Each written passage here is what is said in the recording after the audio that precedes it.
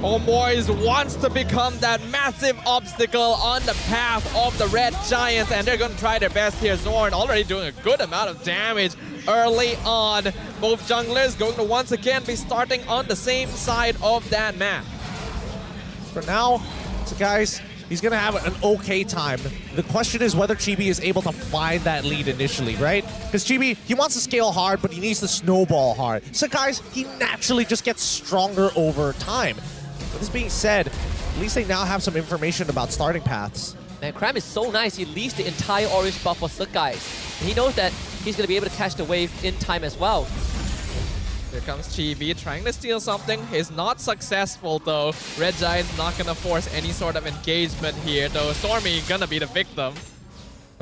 Yeah, no point trying to go for the Lycan pounce here. Stormy still has his passive. You're just wasting time as you can see that Sakai is quickly catching up. Most likely going to hit level 4 first. Yeah, he's already level 4. Perfect. This is exactly what we want to see. And at this point, wait, they got the timing right. Oh, Yums. Oh, that was close. Wow. Yep. 1-0 for Yums. Using that flicker as well means that Zorn's pressure during this turtle fight is going to be lessened massively. And we saw what Yums did with the Grok at the first turtle fight in Game 3. That's an important timing that they've now delayed from the HOMEBOIS roamer. See some difference as well. Zorn going for just a lot of movement speed and the tank emblems as opposed to the common emblems that Yums went for. Yeah, okay, so slightly different here. But with now 6 seconds left on the clock, it looks like Selangor Red Giants have taken a very good position on the north side of the map, hiding by Tri-Brush, making sure that they can maintain prio over the EXP. And now they're going to start the Lord Dance, right? As expected, supports as well as mid laners looking for level 4. Yums will be quite a distance from his, but Cram is going to straight up jump onto Zorn.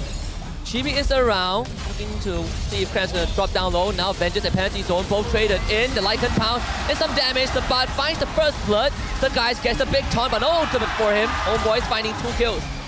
Udil up to his shenanigans once again, stealing that Primal Wrath, doing so much damage. I feel like Cram may have popped the Vengeance a little bit too late there. He was already so low on HP that just the passive damage from Lycan Pounce would take him out. And without him, Red Giants not going to be able to do too much. I don't know. That was a bit weird from Selangor Red Giants, right? Like, why take that fight when you know Yums as well as Stormy isn't level 4? Like, Stormy missed out a minion by EXP side. Wait! Whoa! Wow, committed a wow charge just for that. I mean, might as well, right? The next objective to fight over is in 92 seconds. They played them. They were balancing their timing around knowing that Zorn only has that power of nature to potentially steal it, but then he pops the wild charge, catches them off guard. Ooh. So far, the teams that have gotten an early lead went on to snowball the game. See if that's going to be the case for HOMEBOIS. They already have a near 2K lead here, 3 minutes in. That's the start they were looking for. That's literally what we mentioned, right? HOMEBOIS need that early game goal advantage if they want to match up against the Red Giants later on. Zapat already 2 levels up on Cram as well. I mean, the fact that Cram died once, I mean, that lane is basically over, right? HOMEBOIS, like, even for Zapat, he doesn't necessarily have to win trades against Cram. He's just going to outpush him every single time. And as long as he doesn't interact with Cram, well, Cram doesn't have much of a choice or say in the matter. War Axe going to be the first item for Chibi. Chibi's definitely having a way better time on this Roger. 2 assists, no kills unfortunately. I think one for Udio, one for Zapat, but still, right, those 2 heroes getting early lead is gonna benefit them in the lane regardless. Worry about the next objective fight though. Turtle in 20. I think we're seeing from the interactions as well that this Edith pick not having a very good time, right? This is exactly what Yums did to Zorn in the previous game. That anti-CC messes with the entire combo, doesn't allow Yums to have a lot of map pressure overall, not to mention Udil feeling very good about stealing that Primal Wrath consistently. I kind of wonder if just the direct challenge here of taking this hero in a disadvantageous matchup is paying dividends or not. We'll see in a little bit, right? Like, for now, we can confidently say that, yes, it sort of is. Cram is going to jump at Udio again. Wait, he's melting down.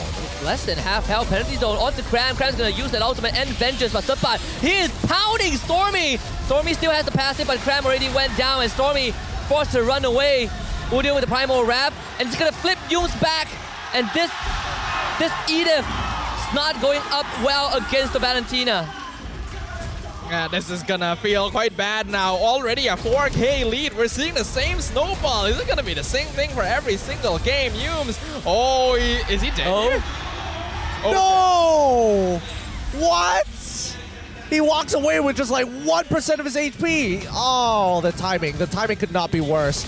And I mean, for the most part of it, I think this is going to be quite the snowball, right? I mean, SRG is very dependent on Cram being in a decent position, but I think Subpot has definitely diffed him in lane. This is the opening that Homeboys were looking for. That early game lead, that pressure, 5K in 5 minutes. It's kind of surprising how one-sided these early games are, considering that these teams are pretty evenly matched so far. But hey, that's how the cookie has been crumbling so far. Nets going to be able to farm up very safely. Already a level up on Innocent. These gold laners going to be that late game win condition. Oh! The wall blocked off Yumes. He's going to use a primal wrap, but Subpot catches him with the penalty zone. And that means Udio finds another kill. Might be an angle for a dive, GB. Thinking about it, doesn't commit. Cram is in a rough spot as the Damus right now. There's nothing he can do in a fight. Yeah, this is a hero that feels it really hard if you fall behind. And that passive damage from Chibi hitting hard. Level 10 versus level 7. This Damus is no longer in a position where he can actually execute the role that he was drafted for. Yeah, I mean, the most that he's got is Vengeance, and even so, it's a very small window to tank out against the raw damage from Homeboys. And all eyes will turn to Innocent very, very soon on this carry. But, I mean, even for Innocent, he still needs some time. It's behind Nets in terms of experience, so it means that Nets has won that lane. Homeboys are in full control of the map right now. They just need to continue doing exactly what they're doing. They have better utility, more CC, more damage overall, because Red Giants are still going to be waiting on some scaling on Innocent and Stormy. This is go time. What Homeboys need to do is make sure they don't allow the game to delay to a point where Innocent becomes a problem again. No, Subpot was found, taunted. Innocent won't full commit into this. They know that it's too risky. But I don't know how SRG are going to contest the turtle though. Chibi is 3 levels ahead. It's about to be 4. I think they just have to wait for an overextension, right? Oh. I think Yume's overextended. Some guys comes in, attempts to steal, doesn't find it. And he's just getting melted. It's not even close. Not even a competition. It's a one-sided smackdown. Oh, man. SRG, they just don't have the tools, unfortunately, right? Unless Stormy makes like a super play, able to get like... able to get a maybe, I want to say 3-man, but I don't realistically see 3 people clumping up too close to each other from the side of the Homeboys. And they're not going to make that same mistake. They're going to try on Chibi here. Chibi needs to somehow outplay this. Where's the Lycan Pulse? There's the iframe. That is what we've been looking for, and Chibi, he's going to beat Yumes as well. Yumes, 1v2, Chibi is stepping on the Yumes. Oh my goodness. The primal rat form almost getting him off, but Udio will find a collection. Wall charge, and the follow-up layering is just immaculate. Stormy will walk away, but Cram finally shows up. Sakai's barely surviving, but Cram might be sacrificed. Sakai doesn't even survive. He popped to the execution strike. Oh, this game might be over. Nearly 10,000 goal difference. 9 minutes in. Homeboys have just completely dominated the field. The Red Giants don't have any space to farm anymore. This is unexpected, to say the least. I would say it's pretty unexpected too, right? It's not like Homeboys is winning by gigantic miles, right? It's not like they're diffing them so hard. It's just small built-up interactions. Every single time, Homeboys is just etching them out at 100 gold. Oh, you made an even bigger mistake. Maybe I'll get 500 gold off of this interaction. And SRG, unfortunately, has blundered more times, and Homeboys is able to win out in these types of situations more often to get them to this point. There's not much to say about this because there's just so many things going right for the Homeboys. And the fact that Homeboys are 11k ahead without a Lord is just insane. And it's only 9.5 minutes. Yeah, I'm realizing that the Homeboys having multi-pronged setups is very valuable. Looking for Zorn. This could be an opening. Zorn does end up going down. Blazing from that down here, the penalty zone. I think it's lights out for SRG. No chance of coming back. Yeah, that's just over. There's no way. The damage from Nets is too much. The damage from TB is too much. Both of these are meant to be the win conditions for the Homeboys, and they're both already online.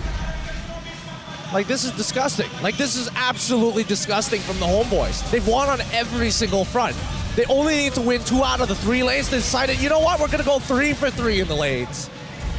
Every single team fight is going their way. They've got so many angles of approach. They've got so much damage built in.